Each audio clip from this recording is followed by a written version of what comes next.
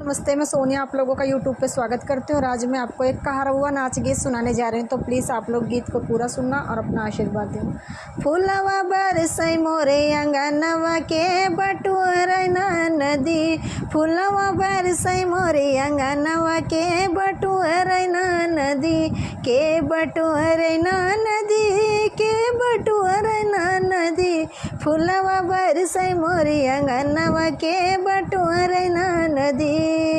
चारे महीना ननदी गरमी के दिनवा, चारे महीना ननदी गरमी के दिनवा, के डोलावै नदी, के डोलावै नदी, तोहरे भैया बिना बेनिया के डोलावै नदी, तोहरे भैया बिना बेनिया के डोलावै नदी।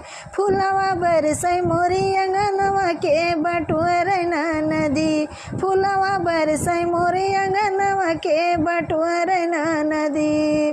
चारे महीना ननदी बरखा के दिनवा, चारे महीना ननदी बरखा के दिनवा, के छवावै नदी, के छवावै नदी, तोहरे भैया बिन बंगलवा के छवावै नदी, तोहरे भैया बिन बंगलवा के छवावै नदी। फूलवा बरसै मोरे अंगनवा के बटुअरैना नदी, फूलवा बरसै मोरे अंगनवा के बटुअरैना नदी।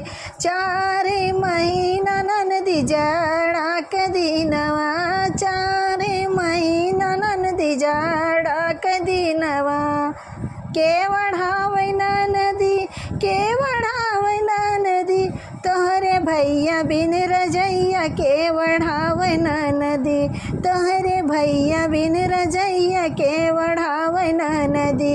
फूलवा बरसै मोरे अंगनवा के बटुअरैना नदी, फूलवा बरसै मोरे अंगनवा के बटुअरैना नदी, फूलवा बरसै मोरे अंगनवा के बटुअरैना नदी।